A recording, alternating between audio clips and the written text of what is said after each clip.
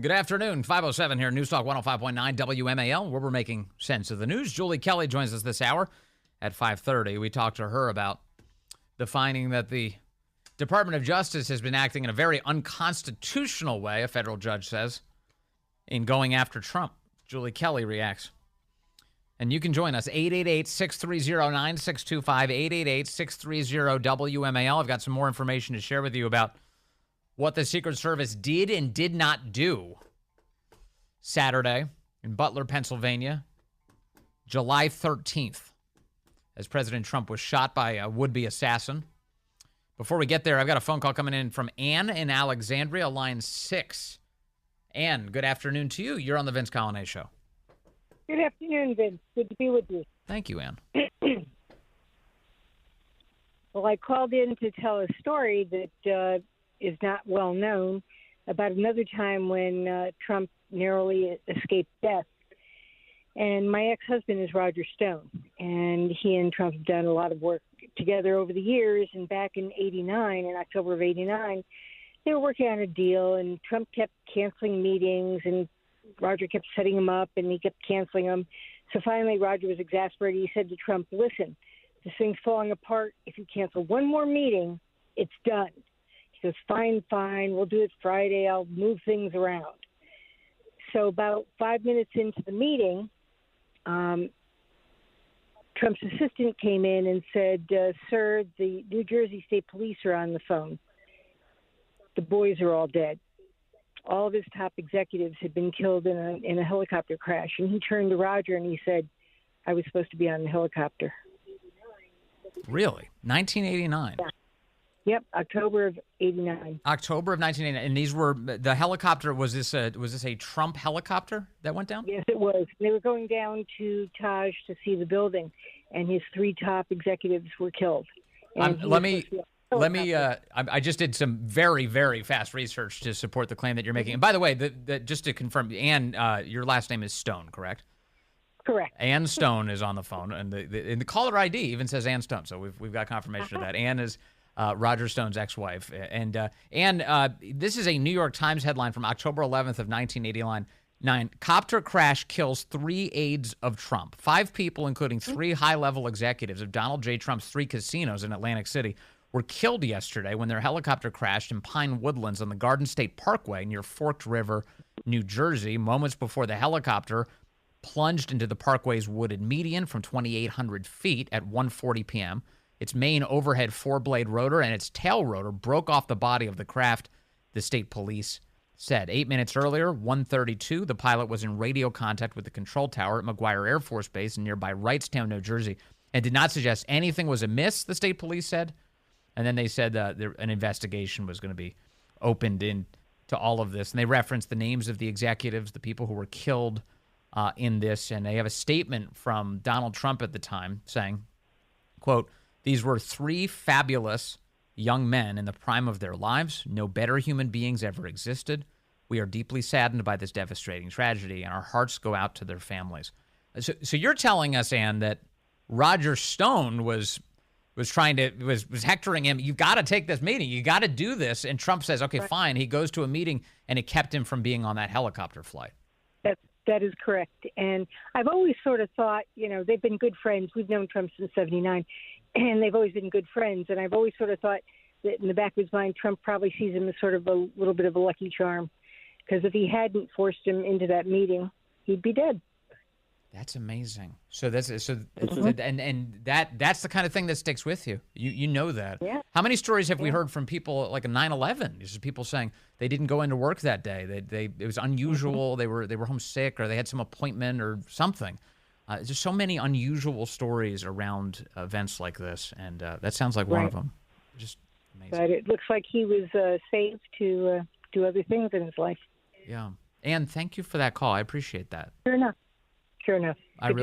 Nice to talk to you. There you go. Ann Stone, Roger Stone's ex-wife, relaying an important story.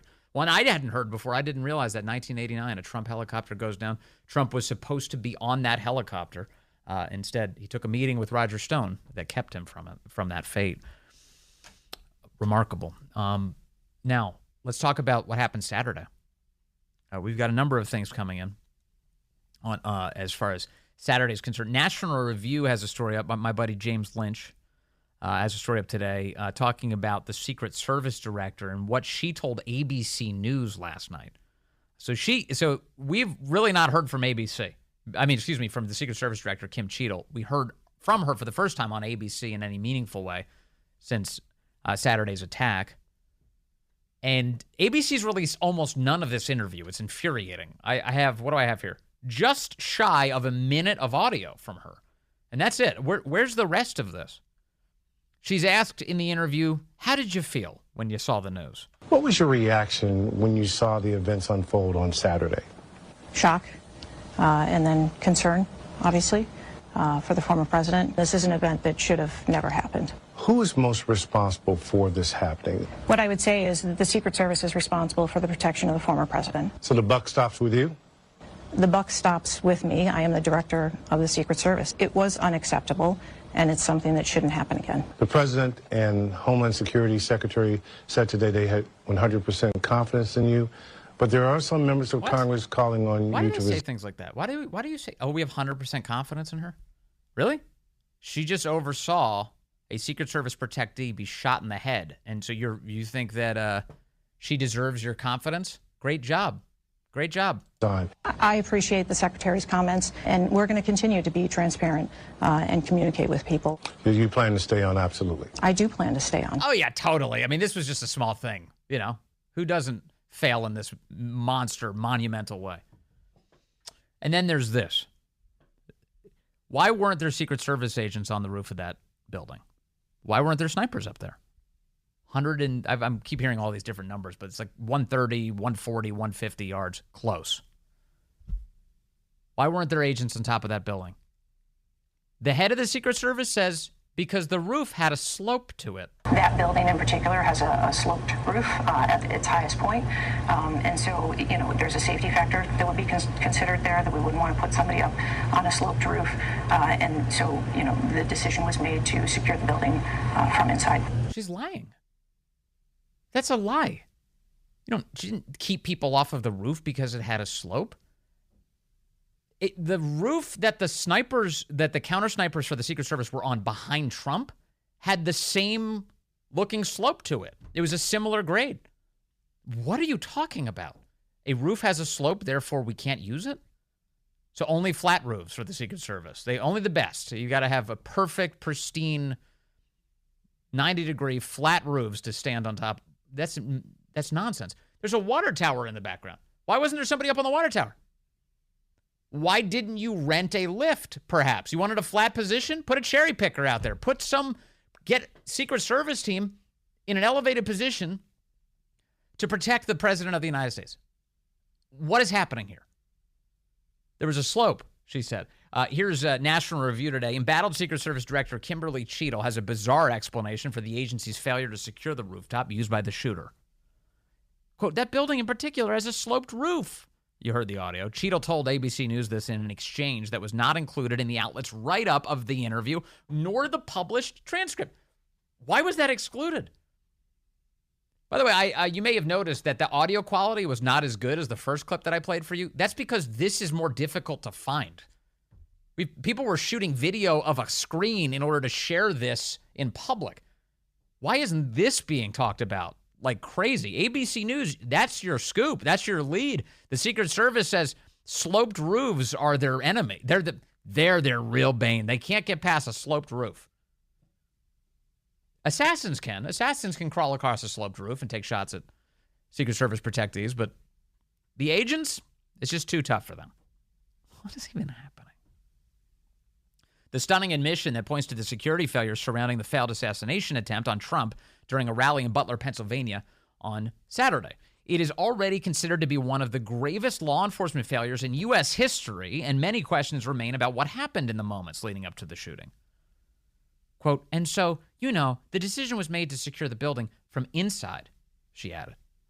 Facing widespread criticism and calls to resign, Cheatle said she will not step down from her role. She claimed that local counterparts were responsible for securing the outer perimeter of the Trump rally and confirmed that the police that were inside the building, the crooks shot from. I just imagine. So there you have cops downstairs in this building. And right upstairs, right on top of their head, the assassin. And they're waiting for assassins. They're inside the building looking around going, if I see any assassins, I'm going to stop them. Right over your head. Clink, clink, clink, walking across the roof.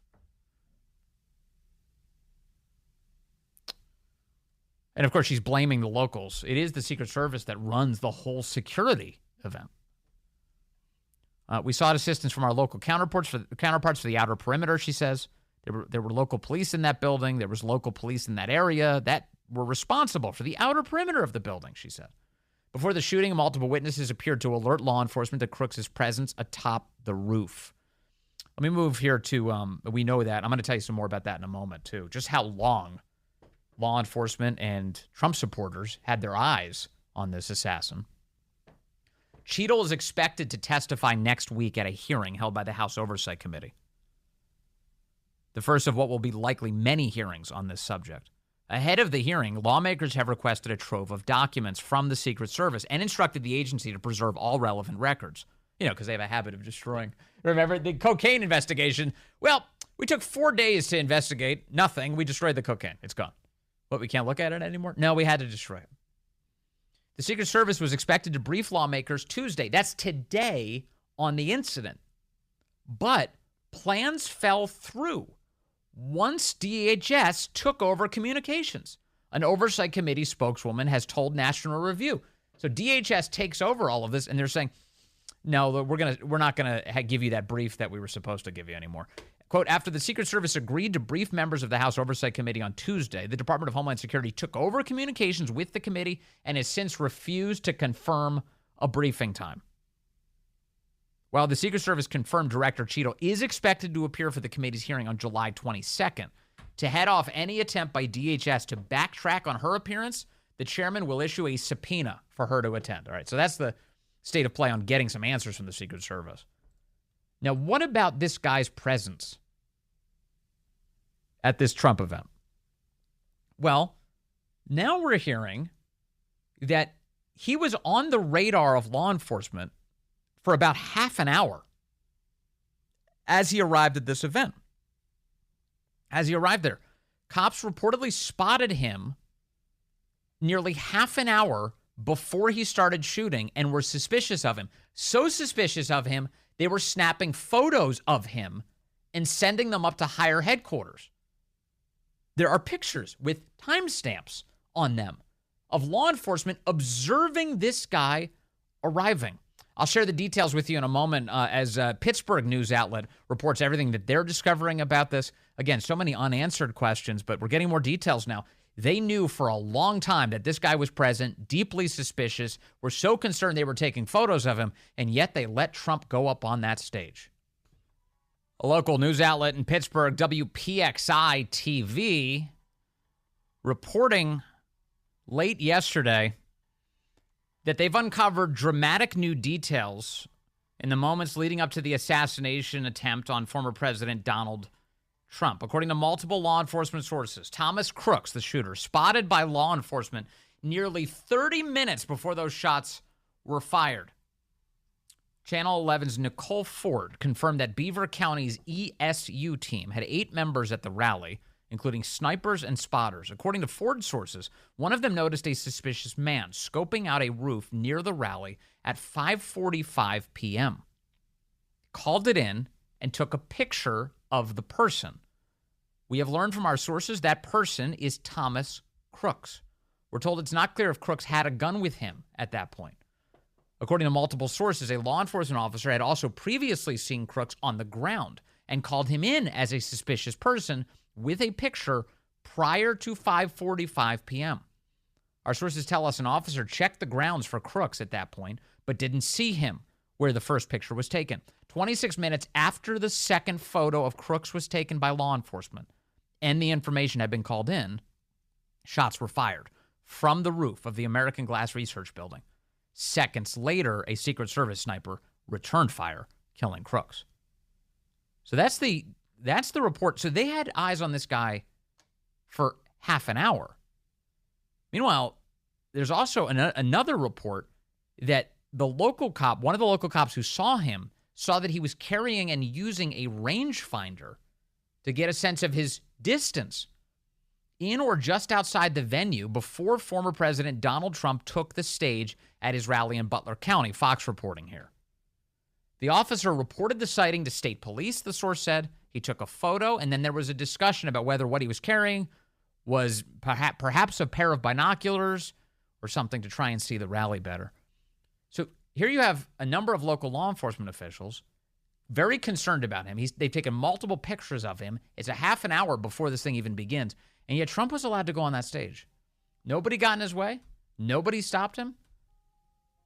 And now the Secret Service is being pulled away from answering questions by the Department of Homeland Security, at least for the moment, demanded by Congress to answer those questions. And then we get an additional reporting today that the Secret Service is claiming actually Trump's security detail was just increased recently because Iran is trying to kill him, that there's an Iranian threat on Trump's life. So apparently what you saw Saturday was an increased security posture. Does that make any sense to you? Of course not. None of this makes sense. None of it. Coming up, Julie Kelly will be with us. We're going to talk to her about a federal judge finding that the Justice Department has been acting very unconstitutionally and was just smacked down big time. Good afternoon. 5:35 here, News Talk 105.9 WMAL, where we are making sense of the news. You can join us today, 888-630-9625, 888-630-WMAL. Looks like ABC is slowly, very slowly, leaking out more and more of the interview that they had with the Secret Service Director, Kim Cheatle, who I didn't mention, I should have mentioned, is only there because Jill Biden put her in the job. She was apparently on Jill's Secret Service detail way back in the day when she was the second lady. And she was like, you know who I really like? I like Kim Cheatle. Let's make her director of the Secret Service. Yeah, how's that going? Maybe we stop listening to Jill. Maybe that'd be a good way to get our nation back on track. Meanwhile, the United States Department of Justice has been found guilty this week of violating the Constitution. Attorney General Merrick Garland stands accused of unconstitutional behavior in the appointment of the Trump-hating special counsel Jack Smith. She says, yeah, that guy's not legit at all. This entire, classified documents case is garbage because he violated the Constitution both in terms of the appointments clause. In other words, you need to be Senate confirmed to have this kind of power. You need to be nominated like a normal U.S. attorney. And the appropriations clause. You don't have any money. How are you spending money that Congress never gave you? For more on this, Julie Kelly joins us now. She's an author of Declassified, her Substack, and the author of the book, January 6th, How Democrats Used the Capitol Protest to Launch a War on Terror Against the Political Right. Julie, good to have you back with us. Hey, Vince. Thanks for having me on. This is a massive win for, normal Americans who want to see the system work as intended, isn't it, Julie? It's a huge story, and thanks for having me on to talk about it because there's so much news going on. But this is really important because basically what Judge Cannon said, it was a 93-page order. She held 2 days of hearings on this question last month. I was there to hear at least part of the hearings as to the constitutionality of Jack Smith's appointment. And of course, if you don't have either as a principal officer, and I don't want to get too in the details, but basically you can work for the government or the DOJ under two circumstances. One, you are like a U.S. attorney. There are 93 U.S. attorneys. They all have to be nominated by the president and confirmed by the Senate. Or if you're special counsel of this nature or any other employee, your employment or appointment has to be based on a statute passed by Congress. We have neither one of those in the situation of Jack Smith. So this was, a very heady argument, but was bolstered by two things. Number one, a friend of the court brief that was filed before the Supreme Court in the immunity question, and that was filed by Edwin Meese and Mark Lucchese, former U.S. Attorneys General, yes, who said initially this was not constitutional. And then, of course, Justice Clarence Thomas, in his concurring opinion in the immunity decision filed July 1st, also basically said Jack Smith his appointment was unconstitutional, and that is what Judge Cannon concluded as well yesterday. I mean, God bless her for writing 93 pages on the subject. It sounds like a lot shorter thing to me, just to be able to assess it. You did it so well just now. Is there not some sort of like super unusual circumstances exception? Like, is that what they're relying on to be like, you know what, this is such a weird moment. Let's just have a special counsel. We'll just reinvent the law. Well, Vince, it's Donald Trump law, right? So, there are exceptions to the Constitution and rule of law and federal statutes. Yeah. If for some reason you can use it against Donald Trump. So apparently that fell on deaf ears at the Supreme Court in Eileen Cannon. And quite frankly, DOJ just didn't have a leg to stand on. They cited, Merrick Garland cited 4 statutes in his appointment order. And she said none of these have to do with special counsel. And the Independent Counsel Act, as you know, expired in 1999 after the Kenneth Starr. So there's no constitutional basis. No. There's no executive basis. There's no congressional statute basis. So he's just a freewheeling. And it's not like he just has this case. He's brought 2 criminal indictments in 2 separate jurisdictions against the former president. And I love that, like, there's like legal analysts who all work for these cable networks, and none of them could bring themselves to admit any of this before. Oh, there's this novel legal theory that you have to follow the Constitution, or there has to be a law in order to create this position. Like, nobody once has paused to be like, actually, this guy's totally unconstitutional. And when I say nobody, I mean on the traditional cable nets, because I know you've been saying this. I know Mark Levin has been saying this. I know former Attorney General Ed Meese, as you pointed out, Michael Mukasey has been saying this. Clarence Thomas said this on the United States Supreme Court. All sorts of brilliant legal minds are looking at this going, whoa, this is flatly unconstitutional. And yet all of the lefty news outlets who were rooting on Trump's destruction didn't want to tell their audience. Well, one of my favorite regime bootlickers, Barbara McQuaid, who is a former federal prosecutor and MSNBC legal analyst, said, don't worry, this case was thrown out not based on the merits of the case, on a technicality. Oh, I'm sorry. The Constitution now, as far as the left is concerned, is a technicality. Amazing. It's absurd. It's absurd. It's totally absurd. It's perfectly absurd. So what are the implications? I obviously, people want to know, like, how far does this stretch? I said yesterday, as soon as we saw this come down, okay, perfect. Let's prosecute Jack Smith for impersonating a federal officer. If he's a phony, if he's a total phony, as Eileen Cannon has accurately pointed out, let's start prosecuting him. Because if you're going after Trump and everybody he's ever known, I mean, they go after Trump doormen for crying out loud. Let's go after Jack Smith for being a fake prosecutor. Where does this go from here? I don't know, Vince. That's a good question. I mean, Jack Smith's team yesterday indicated that they are going to appeal her order. But look, this is not just that Jack Smith was acting as a rogue prosecutor, that Merrick Garland once again broke the law. So we have him breaking the law here. We have him breaking the law and using 1512C2, also overturned by the Supreme Court, abusing that statute, right, unlawfully, wrongfully prosecuting 350 plus Americans for that obstruction count. But Jack Smith's prosecution has been abusive from the start. This goes back to, think of him asking the chief judge in Washington, D.C., which of course she granted right away, all access, demanding Twitter turn over every single piece of data related to President Trump's Twitter account. This judge there then ordered Twitter to turn over all of the data files for Donald Trump to Jack Smith's team. Oh, and by the way, we're ordering a non-disclosure order on top of this. You can't tell Donald Trump that Jack Smith now has people that he followed on Twitter or draft tweets or anything else on it. This is how abusive Jack Smith's prosecution has been. Not just that it's now unlawful, his appointment, but how he has wielded that power that no other, quite frankly, U.S. attorney would have been able to get away with in any other jurisdiction. But he was working in Washington, D.C. He got whatever he wanted out of that Trump-hating D.C. Federal courthouse. Yep.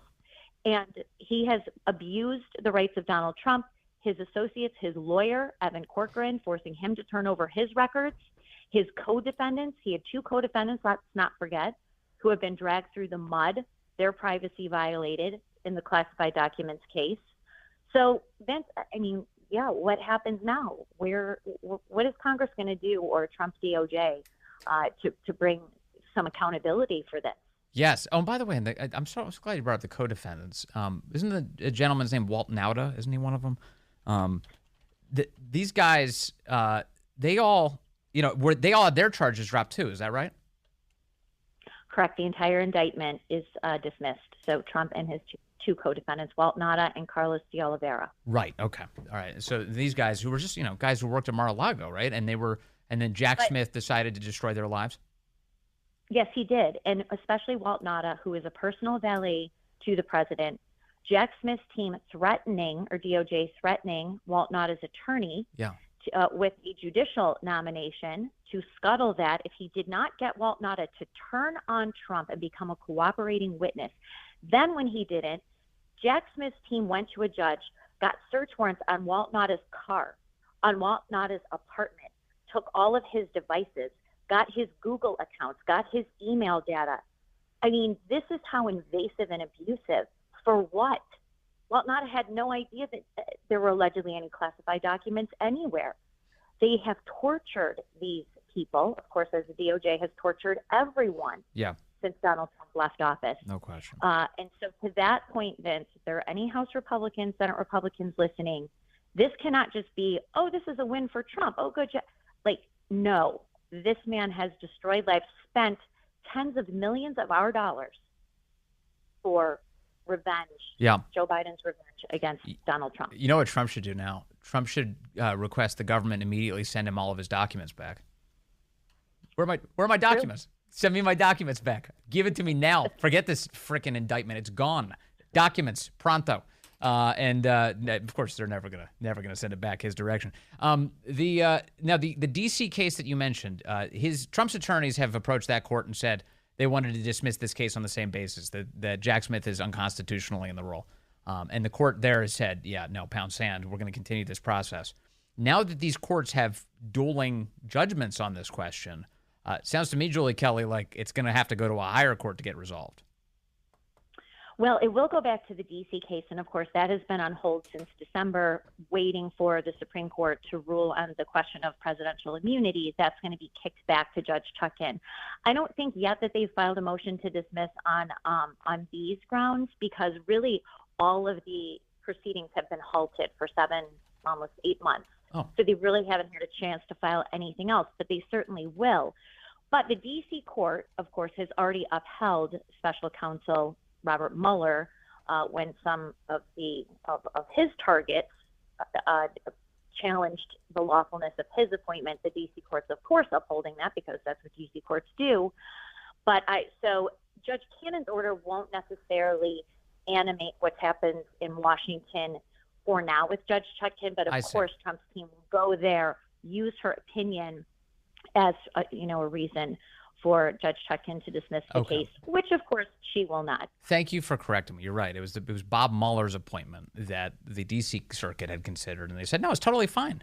And so Judge Cannon is basically, no, that's totally unconstitutional, actually, that arrangement. And as a result, I mean, this has to be, I hope it makes its way to the Supreme Court so they can issue a final declaration on the subject. Obviously, though, the reality is, based on the timeline, should Trump be elected in November and then come into office in January, these cases may go away, but I kind of feel like the just hammering home what is constitutional and what's not, it feels like kind of an important mission that should continue. It should, and Judge Cannon actually took a little shot at Congress in her order, and she lamented the fact that the executive branch now is amassing so much power. And of course, we saw this with the Supreme Court in several rulings where they overturned the executive branch fiat over how we live our lives. And we saw a few opinions that reversed that. But she also said, is this congressional, I believe she said, negligence, where they are not paying attention to how these departments and agencies, especially the DOJ, is amassing power that they were never authorized to have by Congress or the Constitution, and just turning the other cheek. And of course, we had Speaker Mike Johnson say he did not want to defund Jack Smith. Well, okay, Jack Smith has an indefinite, unlimited resource to our tax dollars. Exactly. That's what the DOJ told Judge Cannon. And congressional Republican leadership is okay with that? Come on. And Judge Cannon just told the speaker that he's been funding an unconstitutional scheme. So, and he's a constitutional lawyer. He knows. And he should fix this really quickly. Julie Kelly, thank you as always for your aggressive coverage on how to get America back on track. Thank you. Thanks, Vince. All right, that's Julie Kelly. And now? Well, there's no question. Joe Biden really should resign his post as president of the United States, or whoever's in charge of this guy. Just get him to resign, move him out. I don't care who they put up at this point. I don't care at all. But I got to say, he's right now he's addressing the NAACP. And he is being as vile as he's ever been, although he's more incomprehensible as well. Take a listen just to the way that he's speaking just moments ago. Now, just because we must lower the temperature in our politics and relate to violence, it doesn't mean we should stop telling the truth. Can't understand him. Who you are, what you've done, what you'll do, that's fair game. As Harry Truman said, I've never given anyone hell. I just told the truth and they thought it was hell. I don't know what Harry Truman said, but it wasn't that. That's what I'm going to do. Well, here's the truth about why Donald Trump's presidency was hell for black America. Oh, my God. He tried to repeal Obamacare to kick millions of black Americans off their health insurance. He's just so ridiculous. He had a $2 trillion tax cut that overwhelmingly benefited the super wealthy, the biggest corporation. Biden is screwing over black Americans, especially low-income black Americans, at an aggressive rate. Have you seen what he's done to our border? Have you seen what is happening to our country right now at every level? It is disgraceful, disgraceful. And if you listen to black media, the conversation is increasing across all of the platforms that, well, this isn't working out at all, that this has been bad. And this is why you're watching as you see more and more black Americans saying, actually, I'd prefer to vote for Trump, especially a massive movement among black men moving in Trump's direction because, look, just like everybody, you've had the experience of living under the Trump administration and the Biden administration. Compare and contrast. This isn't some sort of rhetorical exercise. It's real life. We've all done it. We know what it looks like. And nobody wants to be poorer. Nobody wants to be run out of their jobs. Nobody wants an illegal to take their gig. This is obvious stuff. And here's Joe Biden spreading, once again, racial animosity and division at a time when he wants to, quote, lower the temperature, please. And exploded the federal debt larger than any one president has in this one guy term. cares about debt now. Yeah. He left no room for us to do what we should be doing. Invest in things that affect people's lives, like child care, elder care, and so much more, that grow the economy and help people. People are poorer now than when he became president. His mismanagement of the pandemic was especially devastating to black communities. More people died under Biden than Trump during the pandemic. Oh, I know, because in other countries, other communities of color. And he forced everyone to either get the jab or get fired. Do you remember that? That wasn't the Trump era. The jab barely existed as Trump was leaving office. It was Joe Biden who upended people's lives aggressively. The economic crisis drove up black unemployment, decimated small black businesses, and you peacefully protested George Floyd's murder. Heck, it was just a week ago or so that he got a black woman fired from a Philadelphia radio station because he wrote all of the questions for her, or the White House did. And then the only reason anybody noticed the interview is because Biden claimed that he's a black woman who served as vice president for a black man. People said, what the hell was that? Where was that? What interview was that? Philadelphia? And then they figured out, who wrote these questions? Oh, the White House did? Way to go, Joe. You got a black woman fired. Now you're bragging in front of the NAACP and sowing division. Yet again. The great one, Mark Levin, is up next here on WMAL.